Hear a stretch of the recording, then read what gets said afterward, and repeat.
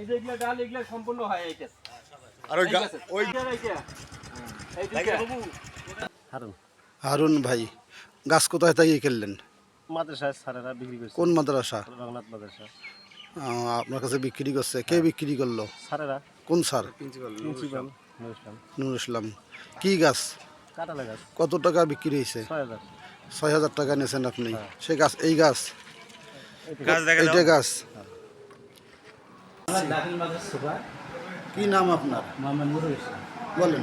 তো ওই মসজিদে যাওয়াতে রাস্তায় একটা কাঁঠাল গাছ ও বোট পয়সা মানে খালি করে গেছে। ওই গাছটা আর কি ২০০ থেকে ২৫০ টাকা হবে। এই গাছটা আমার বিদ্যুতে আবার ৩০টা গাছ কিনে এনে গাছ মেহগনি গাছ ৩০টা। কিসের গাছ বিক্রি করছেন? এটা কাঁঠাল গাছ। কত? এই ৩০০ টাকা। ব্যাপারী বলেছে আমরা শুনলাম ৬,০০০ টাকা বিক্রি। গোল পয়সা ছিল এবং গাছের শিপে টিপে সব পচে গেছে। ওই কারণে কী করবো আমরা সাইকেল গ্যারেজের জায়গা নেই। ওই জায়গাটা এখন সাইকেল গ্যারেজ মানে মোটর সাইকেল খাওয়ার জায়গা নাই। ২-২৫০ টাকা দিয়ে কি সাপ্লার গ্যারেজ হবে? না আরও টাকা আছে না আমাদের। ওই আমাদের জমের কাজ করি ওইটা আমরা আরে এর আগে গাছ বিক্রি করা হয়েছে ওটা ওটা ওটা না আমরা এখানে ডিএল অফিস থেকে ডাক দিয়ে নিয়ে আসি মেহগনির গাছ। যোগ্যতা কি লাগবে? সভাপতি কে সভাপতি হইতে চায়? যিনি কমপ্লেন করছে কমপ্লেন যে কেউ করছে। কে কমপ্লেন করলো? বাহিনী লোক যারা মানে সভাপতি এখন বিয়ে বাচ্চা হয় না, বিয়ে বাচ্চা হয় কিন্তু এমনি অযোগ্যতা একজনের সভাপতি করলে তো হবে মানে যেটা হলে এইটা হয়েছে আর কি, আর কিছু না। যে এইটা সভাপতি তো সবাই হতে চাবে। অনেকে চায় না, অনেকে চায়। কি না আমি নামটা জানি ব্রাকের চাকরি। আমার নাম মোহাম্মদ মনসুর আলী। আমি রংনাথ মাদ্রাসার পাশেই আমার বাড়ি। এখন রংনাথ মাদ্রাসা সরকারি মাদ্রাসা, এখন সরকারি মাদ্রাসা প্রতিষ্ঠানের গাছ কারো অনুমতি ছাড়া, ডাক ছাড়া মাদ্রাসা অত্র মাদ্রাসা প্রতিষ্ঠানের প্রধান শিক্ষক সে এভাবে গাছ বিক্রি করতে পারে না। আর এটা যে আমাদের যে আছে কমিটির লোক সেটাও কিন্তু তাদেরকেও জানায় নাই। এখন এই গাছটা কাটলো, সে কীভাবে কাটলো? এখন কি চাচ্ছেন? এখন এর জন্য আমরা একটা পদক্ষেপ নিতেছি, মানে আপনাদের আমাদের টিওনো সাহেব, চেয়ারম্যান সাহেব, এখন তাদের কাছে আমাদের একটা অভিযোগ, আমরা এর একটা সূক্ষ্ম বিচার চাই, একটা পদক্ষেপ আমরা এটা নিতে চাই। কারণ এরা এইভাবে আরও এর আগে জলপাই গাছ বিক্রি খায়, ফল বিক্রি খায়। কারণ মাদ্রাসা প্রতিষ্ঠানের ফলের গাছ সেটা প্রতিষ্ঠানের ছাত্রছাত্রী ভোগ করার না করে ওরা এইভাবে বিক্রি করিয়া খায়। কারণ এই অর্থ এই মাদ্রাসার কাজে কোনো লাগায় না, কারণ মাদ্রাসার কোনো পরিবর্তন তারা করে না। এই কারণে আমরা এটা বিচার চাই। আমি মোহাম্মদ রাশিদুল ইসলাম, ২ নং ওয়ার্ড অর্থাৎ এই মাদ্রাসা যে মাদ্রাসা নিয়ে এই কাহিনীটি, সেই মাদ্রাসার বাংলাদেশ জাতীয় এলাকার বা এই ২ নং ওয়ার্ডের বাংলাদেশ জাতীয়তাবাদী দলের সাধারণ সম্পাদক। আমরা চাই আমাদের এলাকার প্রতিষ্ঠান উন্নত হোক, রেজাল্ট ভালো হোক, বাচ্চা দিয়ে ভরপুর হোক। কিন্তু এখানে এরা বাচ্চা যেমন তেমন এরা এখানে ব্যবসা করার জন্যই আসছে আমার মনে হয়। এই কারণে এই কথাটা বলতেছি যে আমরা জানি যে কোনো প্রতিষ্ঠানে গাছ যদি উল্টিও পড়ে টিউনো কর্তৃপক্ষের কাছে অনুমতি নিয়ে রেগুলেশন করে তারপরে সে গাছ বিক্রয় করতে হয়।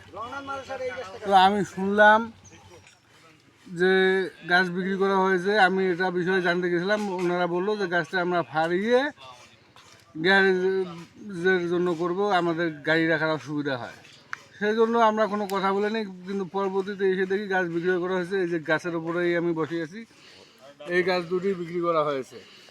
তো এটা দেখে আমাকে খুবই খারাপ লাগলো যে এরা কিসের বাচ্চাদের উন্নয়ন করবে, এলাকার উন্নয়ন করবে, শিক্ষার মান উন্নয়ন করবে, আমাদের এলাকাবাসী ছাত্রছাত্রীরা কোরআন হাদিসের আলোকে জানবে, কিন্তু তার ব্যতিক্রম এটা দেখে আমাকে খুব খারাপ লাগছে। গাছটা কে বিক্রি করলো? গাছটা বিক্রি করছে মাদ্রাসা কর্তৃপক্ষ। আমি জানতে চাচ্ছি, ওনারা বলেছিলেন যে আমরা এখানে এটা দিয়ে গ্যারেজ বানাবো, এটা ফাড়ে আমরা এটা গ্যারেজের জন্য করবো, আমাদের গাড়ি রাখার অসুবিধা হয়। কিন্তু পরবর্তীতে এখানে এসে দেখলাম যে গাছ পাইকারের কাছে শুনলাম যে ওনারা গাছ ক্রয় করে। শুনেছি যে কিছু জলপাই গাছ বিক্রয় করছে, সেটাও কর্তৃপক্ষকে না জানিয়ে। তার মানে তারা দেখছে যে ইতিপূর্বে কোনো সমস্যা হয়নি, এই বিধায় তারা আবার ওই রকম নিজে যা মন চায় তাই করতেছে। আমরা এটা সুস্থ তদন্তপূর্বক বরাবর কর্তৃপক্ষের উপর দৃষ্টি আকর্ষণ করছি, এটা সুস্থ তদন্ত সাপেক্ষে যথাযথ ব্যবস্থা গ্রহণ করা। এই রংনাথ মাদ্রাসার এই গাছ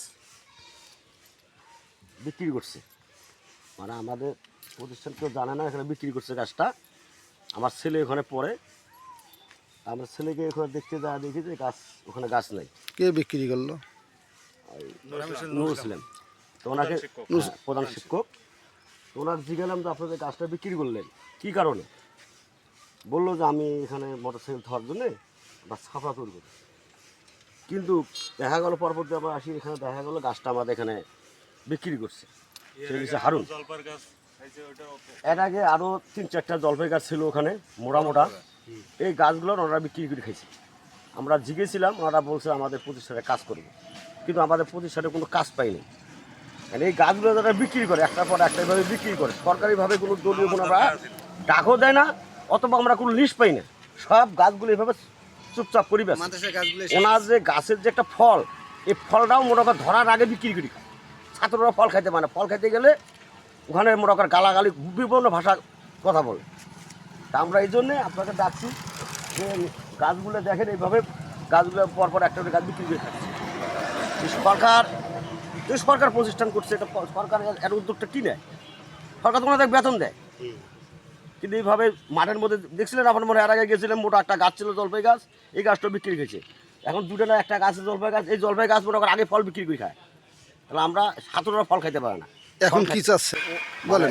টিউনো সাহেব যে আছে উপজেলা শিক্ষা অফিসার আছে, শিক্ষার অফিসার আছে, চেয়ারম্যান আছে, চেয়ারম্যান সাহেব আছে, তাদের কাছে আমরা শুক্র বিচার তাদের কাছে আমার শুকুর বিচার চাই। এরা